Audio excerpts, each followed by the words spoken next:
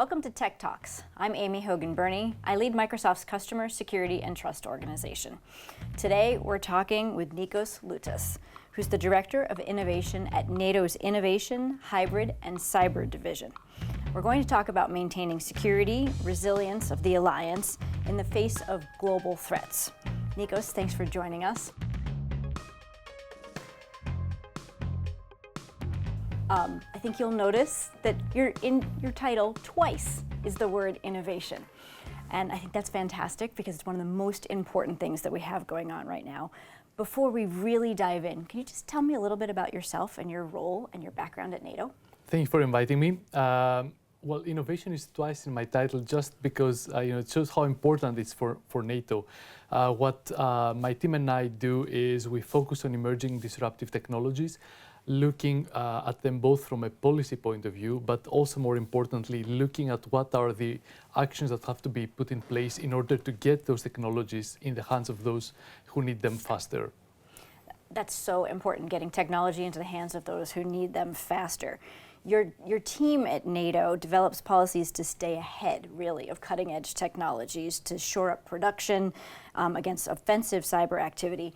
And we have so many different threats, hybrid threats, cyber threats. From your perspective, what's the nature of the changing threat landscape?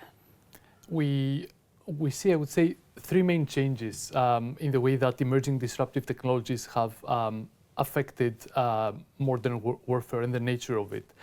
The first is that those technologies, and especially emerging and disruptive technologies, are playing an increasingly significant role. And the conflict in Ukraine demonstrates a lot of it. Many examples have been made available about how rapidly the perception is changing about the right mix of military capabilities needed to succeed in the battlefield.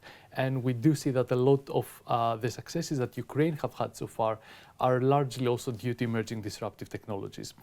Of course, there is still place for armored vehicles, fighters, and ships, no doubt. But AI and quantum and drones and other exciting new technologies have profound implications on the nature of warfare. And I will give you a couple of examples. There's tons out of them, but I like those particular ones just because they also show the level of impact of those technologies in a measurable way. So just looking at my notes to make sure I get the numbers right, but first of all, drones in Ukraine have reduced artillery targeting and firing cycles from 30 minutes to just somewhere between 3 and 5 minutes. This is a tenfold increase in efficiency. At the same time, artificial intelligence tools targeting accuracy, reducing the number of shells needed by 40% and cutting time from target identification to strike by 90%. That's extremely important. And at the same time, this also eases the strain on limited stockpiles. The second area where we see an impact of new technologies in modern warfare is actually in how our adversaries are using it. And of course, they're also learning, they're also benefiting from it. And for us, the question is, to what extent new technology can be perceived as an enabler and to what extent as a threat, and what can we do about it? And learning with how to experiment with those new technologies, embedding them in our way we run exercise and operational experimentation is really critical. And the third element where we see a critical change is in the cooperation necessary between private sector and governments and public sector in this new landscape. We've seen again in Ukraine numerous examples where private companies played a key role in providing critical technologies in the battlefield, and we need to find structured ways of ensuring that this cooperation can carry on. You mentioned coordination, and I know a lot about coordination between the public sector and private sector, and we were very engaged in coordinating at the beginning of the Ukraine conflict. But NATO also has a role in coordinating amongst allies. And it's one thing to really know that there's a role in coordinating amongst allies, but it is another to really understand what that coordination looks like. So can you tell me a little bit, how does NATO coordinate across allies? And specifically in the security space, what is the role of NATO? Mm-hmm. Coordination is part of the DNA of our organization. I think it's one of the main processes that runs really throughout the organization in whatever we do. NATO is effectively 32 countries coming together to discuss, to exchange, and to coordinate on certain areas. And technology is one of those areas. Cyber defense is another such area. The way we go by planning jointly our defense capabilities and our targets for the future and our defense plans is also such an area. So the way that normally works, if I would take a generic example, is that you have areas where the different countries come together with their own national positions trying to solve a common problem. Cyber defense can be a really good example of that. And then this coordination happens at different levels. You can have coordination at the political level, where agreement needs to be made on the level of ambition and on the common targets and on the messaging. An example there can be the cyber pledge, so a joint effort by NATO countries to take certain actions in order to enhance our collective cybersecurity. But coordination is also equally important when you go to more operational and technical levels, and that's where you start also talking about how can different military capabilities, most of them today fueled and turbocharged by technology, come together, work together, and the essence of interoperability, which is a key pillar at NATO, come also into play. You mentioned cyber defense capabilities. So can you just share some insights on how NATO is specifically enhancing those cyber defense capabilities, especially in the space of deterring malicious activities by cyber actors?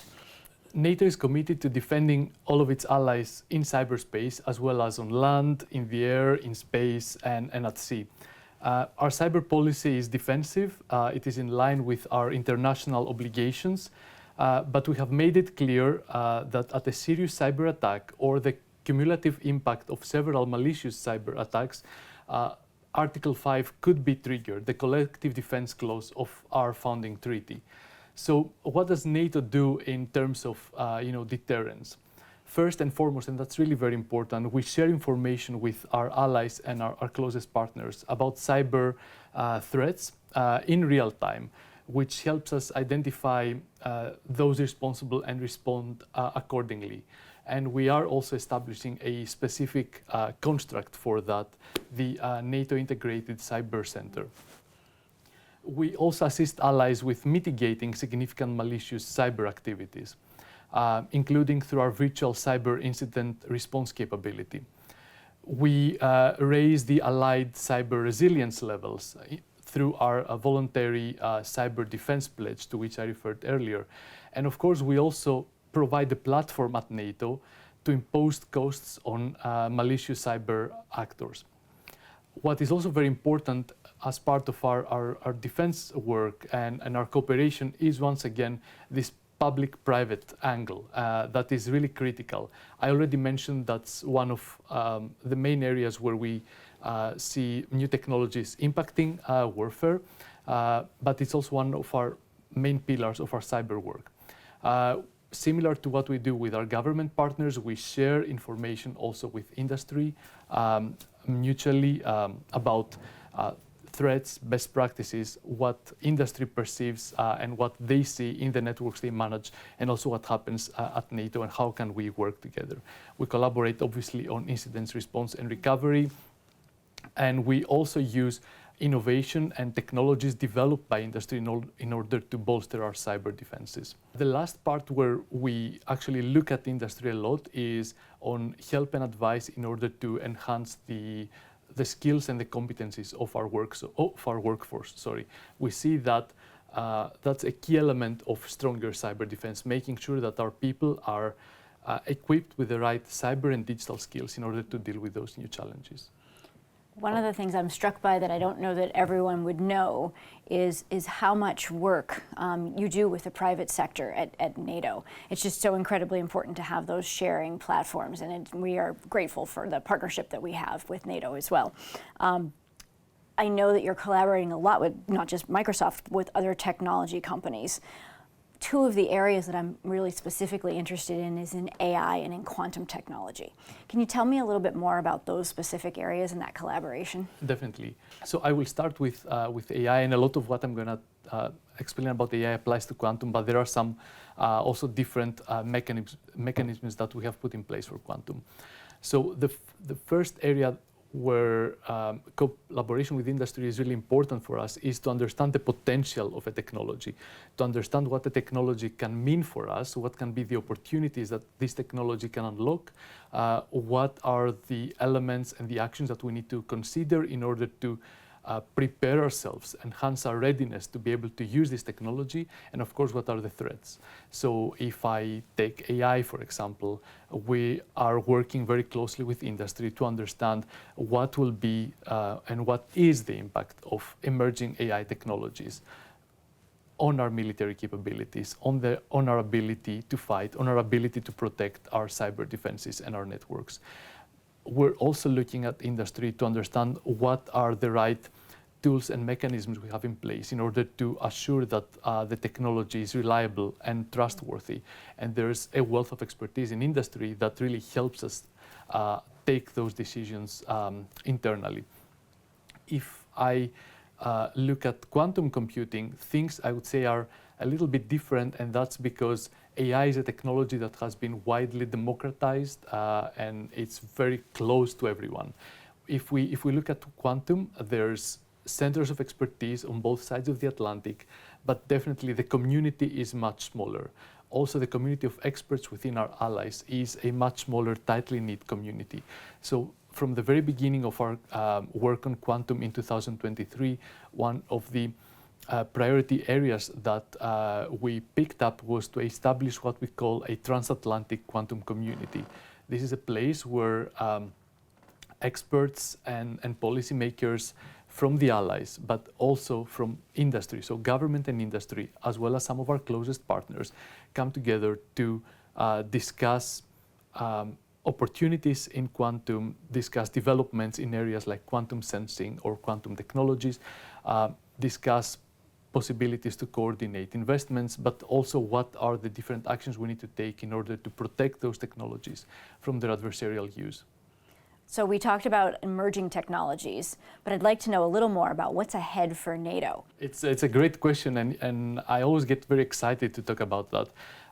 We have recognized also in our conversation today how important technology is. We have also recognized how important cooperation with industries. We've recognized the need for both to work together. So now what we're focusing on is how can we make all that work faster. Actually, going back to the initial purpose of my team, we're focusing on what are the actions we need to take in order to make sure that technological products, new technological products, are brought into the hands of those who need them faster. That's what we put under the umbrella of rapid adoption at NATO, and what the kind of the problem we're trying to solve there is look at what are the barriers we need to take away, what are the actions we need to take in order to facilitate a number of policy areas. The first is how can we review, rethink, and adapt our procurement processes in order to make sure that they are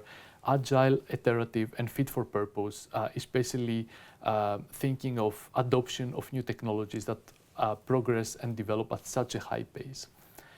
The second is how can we de-risk new technological products and build trust both with operational end users and with societies. Innovation, kind of risk is inherent in innovation, right? And uncertainty is inherent in innovation. But that doesn't always play well when we talk about military capabilities.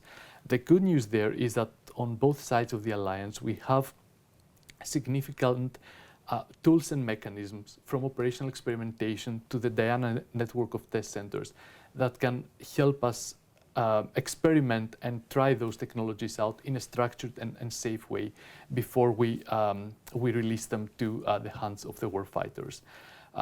The third area that we're looking at has to do with training. How can we prepare better our staff, our policymakers, our defense planners, and our procurement experts so that they can understand better how new technologies should be treated, but also more importantly, how can they help us solve both the challenges of today, but also the requirements of tomorrow. And the fourth element in all this puzzle, once again, has to do with how can we also tap into the wealth of experience and into the solutions that are being developed in the tech sector. It's not about, out with the old and in with the new somehow. It's not about forgetting about air fighters and tanks and the traditional platforms. It's really about how can we enhance them with new technologies. How can we bring new technologies and new capabilities and make them work together with our existing legacy? This is great. Thank you so much for telling me about where you're going forward. I think rapid adoption is so important. We need to move as fast as we possibly can in this space. And thank you so much, Nikos, for coming to the Tech Talk today. I appreciate you being here, and I look forward to talking to you again soon.